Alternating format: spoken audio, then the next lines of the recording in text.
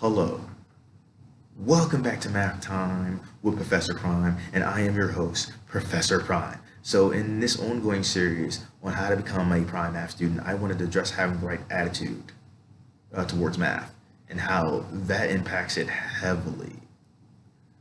You will impact your ability to do it heavily. So, here's the thing. I'm going to draw out the distinction between negative and positive attitudes towards math and kind of going from there. So if you have a negative attitude towards math, then you're thinking that, well, maybe I can't do this. I can't do the math. And there could be several reasons for that. Maybe it's been a while since you've done the math. Maybe you were told that you can't. Maybe you hit a stumbling block and you weren't sure how to recover. Either way, it's gotten in your head and now you think that you can't do math. Or you might not understand the usefulness of it and you might have been turned away from it. So you might be like, well, I'm not going to learn it. And in either case, it creates a vicious cycle because if you think you can't or you won't, then you get into this mode where you don't want to learn the new material, or maybe you do want to learn, but you're not.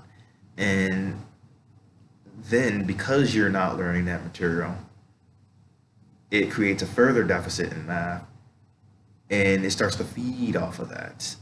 So it's like, oh, well, I can't do this. And maybe you make an attempt and then you don't do it. And then it's like a self-fulfilling prophecy. It's like, oh, well, see, I said I can't do it. I didn't do the problem. Therefore, I can't do math. And that's dangerous territory. And I think how to approach it should be like a positive attitude. And by that, I mean, you get that can-do attitude about it, where it's like, okay, so maybe I struggle with math, but I can do it. It's going to take some work, but I can do it. And finding a motivation behind it, and that may vary from person to person. Maybe you want to tie it to a field that you become interested in the future. Maybe you want to use it to test your analytical skills. Maybe you want to use it to have a discussion with someone. Maybe you want to even use it to build up those math skills so that you can detect when someone may be lying to you. Because I assure you, math in the wrong hands is dangerous, and you can say a whole bunch of stuff with that knowledge if you're not careful. But the math isn't the problem, it's how it's used. And knowing what's out there and how it's being used, that's important. But it's not just that.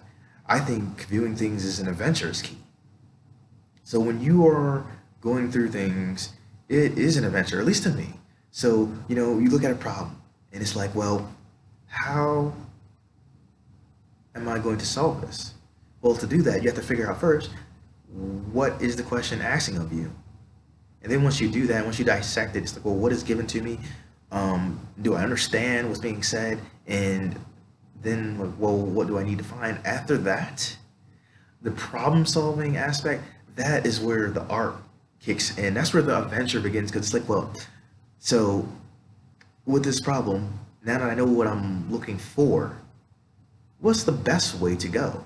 And is this the best way for me? Is this the most efficient way? Well, it might vary from person to person, but looking at the problem that's given to you, you might find a way that you could do it and be mathematically valid, but apply yourself to it. And I think that's amazing. I think that's an adventure. And even if you weren't going to go at it from the adventure side, you could do it from the following side.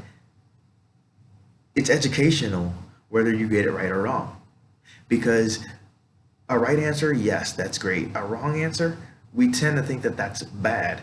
But I ask you, if you get a wrong answer, why was it wrong? Was it an issue regarding arithmetic? Was it an issue regarding concept? Was it an issue regarding reading comprehension? Because, right, there's different ways to address all of that.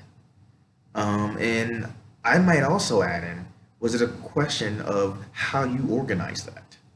Your answer, that is. So I wanted to talk about that really quick, those four things that I mentioned. So if the issue is about arithmetic, that's about either being more careful or knowing the rules a bit better. Either way, it's a fixable problem. If it's conceptual in nature, then yeah, you're gonna have to do more work to understand how things actually go, but that's okay. That's a fixable problem.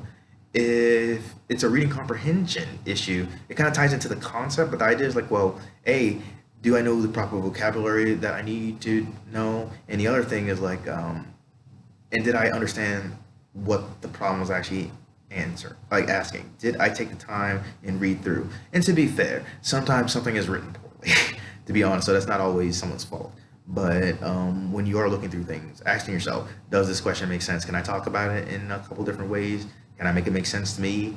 And then with the last part, how did you organize it? Your answer, that is.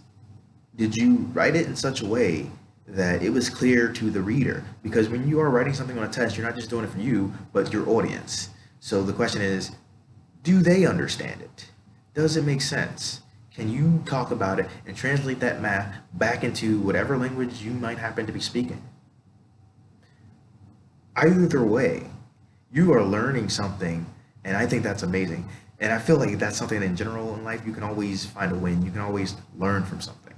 And so that's what I wanted to say in this video. And in the next few videos, I wanted to dissect, well, what should you be doing before the test? What should you be doing during the test? What should you be doing after the test? And kind of going from there. So I hope you enjoyed this video. I hope you got something out of it, and I'll see you in the next one. Professor Prime out.